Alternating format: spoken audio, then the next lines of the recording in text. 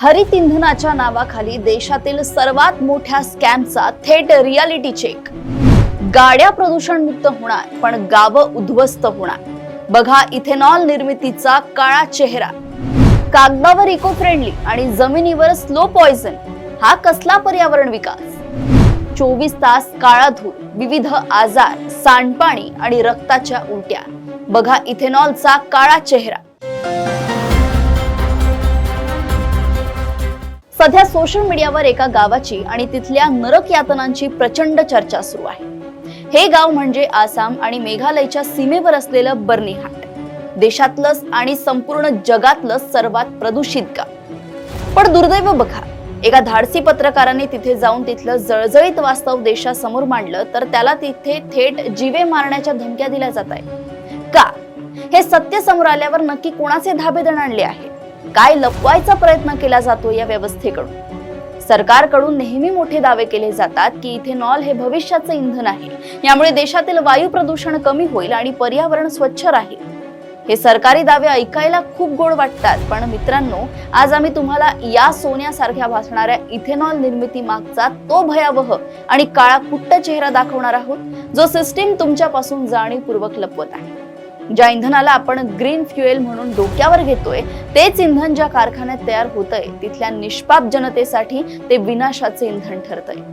मोठ्या शहरांमधील गाड्यांचा धूर कमी करण्याच्या नावाखाली या औद्योगिक पट्ट्यातील गरिबांचा श्वास कसा कोंडला गेलाय, याचा हा थेट रियालिटी चेक। स्वच्छ ऊर्जेचा डांगोरा पिटत संपूर्ण देशात इथेनॉल निर्मितीचे कारखाने उभे केले जात आहेत, पण या कारखान्यांच्या आजूबाजूला राहणाऱ्या नागरिकांच्या नशिबी मात्र फक्त आणि फक्त विषारी धूर आला आहे। पत्रकार सार्थक गोस्वामी यांनी आपला जीव धोक्यात घालून बर्नीहाट मधून जो ग्राउंड रिपोर्ट आणला, तो संपूर्ण देशाचे डोळे उघडणारा आहे।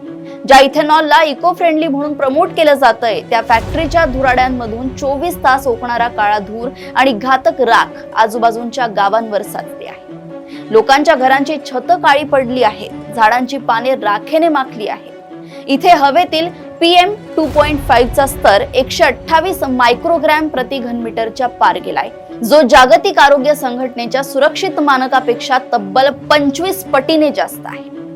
हा विकास आहे की विकासाच्या नावाखाली मांडलेला आरोग्याचा बाजार? आता अनेकांना प्रश्न पडला असेल की हे PM 2.5 नक्की काय असतं? सोन्यासारख्या साध्या भाषेत सांगायचं झालं तर PM म्हणजे पार्टिक्युलेट मॅटर, म्हणजे हवेत तरंगणारे धुळीचे आणि रसायनांचे अतिसूक्ष्म कण। या कणांचा आकार इतका लहान असतो की आपल्या डोक्याच्या एका केसाच्या जाडीमध्ये असे 30 कण एकत्र बसू शकतात। जेव्हा आपण श्वास घेतो तेव्हा आपले नाक किंवा घसा यांना अडवू शकत नाही। हे कण थेट फुफ्फुसाच्या शेवटच्या टोकापर्यंत पोहोचतात आणि तिथून आपल्या रक्तात मिसळतात। यामुळेच हृदयविकाराचा झटका, ब्रेन स्ट्रोक आणि फुफ्फुसाचा कॅन्सर होतो। जागतिक आरोग्य संघटनेनुसार हवेत हा आकडा फक्त 30च्या आत असायला हवा, पण बर्नीहाट मध्ये तो थेट 128च्या पार गेलाय।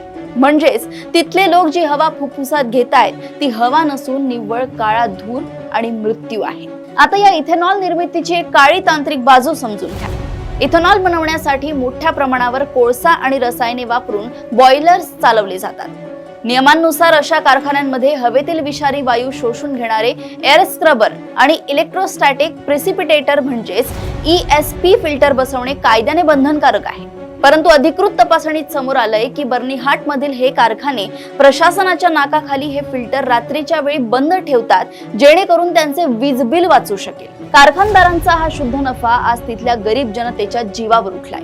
या कारखान्यांच्या प्रदूषणामुळे येथील घराघरांमध्ये आज लहान मुलांपासून ते वृद्धांपर्यंत सगळेच जण गंभीर आजारांनी ग्रस्त आहे। कारखान्यांतून निघणाऱ्या रासायनिक वायूंमुळे लोकांना तीव्र दमा, जुनाट खोकला आणि फुफ्फुसांचे गंभीर विकार जडले आहेत।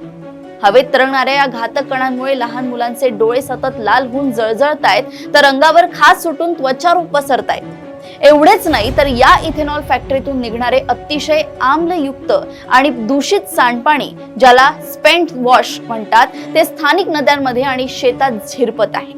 यामुळे पिण्याचे पाणी पूर्णपणे विषारी झाले असून त्यात शिसे आणि कॅडमियम सारखे कर्करोग निर्माण करणारे घातक धातू आढळले आहेत।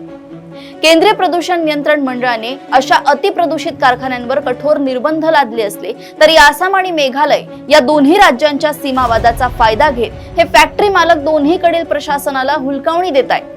कारखाने कोट्यवधींचा नफा कमावून मालकांचे खिसे भरतायत आणि तिथला गरीब माणूस मात्र आजारांशी झुंज देत मृत्यूच्या दारात उभा आहे. आणि यावर प्रशासनाचे उत्तर काय, तर आमच्याकडे अद्याप कोणतीही लेखी तक्रार आली नाही.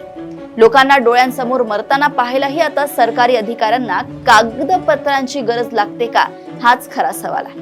हा प्रश्न फक्त एका गावाचा नाही, तर उद्या आपल्याही शहराच्या किंवा गावाच्या शेजारी उभारल्या जाणाऱ्या प्रत्येक प्रकल्पाचा आहे. मोठ्या शहरातल्या गाड्या स्वच्छ चालवण्यासाठी ग्रामीण भागातल्या गरिबांच्या आरोग्याचा बळी देण्याचा अधिकार या यंत्रणेला कोणी दिला? जेव्हा एखादा पत्रकार हे दाखवायला जातो तेव्हा त्याला धमकावले जाते, कारण जर हे सत्य देशाच्या जनतेला समजलं तर नियम धाब्यावर बसवणाऱ्या कंपन्यांचे आणि त्यांना पाठीशी घालणाऱ्या भ्रष्ट अधिकाऱ्यांचे धंदे बंद होतील. हा थेट आणि उघड्या डोळ्यांनी पाहिलेला रियालिटी चेक आहे. जर फॅक्टरीमध्ये झिरो लिक्विड डिस्चार्ज म्हणजे सांडपाणी बाहेर न सोडण्याची यंत्रणा प्रामाणिकपणे वापरली जात नसेल तर अशा लोकांच्या आरोग्याचा बळी घेणाऱ्या ग्रीन फ्युएलचा काय उपयोग? संबंधित यंत्रणांना आणि प्रदूषण नियंत्रण मंडळाला आमचा थेट सवाल आहे. अजून किती नागरिकांचे आरोग्य धोक्यात आल्यावर तुमचे डोळे उघडणार आहेत? त्या कारखानदारांवर कडक कारवाई होणार की पैशांच्या प्रभावाखाली हे सत्य नेहमी सारखं दाबून टाकलं जाणार?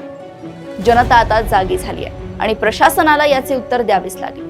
या संपूर्ण प्रकरणावर तुम्हाला काय वाटतं आम्हाला नक्की सांगा. अशा घडामोडी व अपडेट्स मी ऐश्वर्या आपल्यापर्यंत घेऊन येत राहील. तोपर्यंत बघत रहा देशोन्नती. नमस्कार.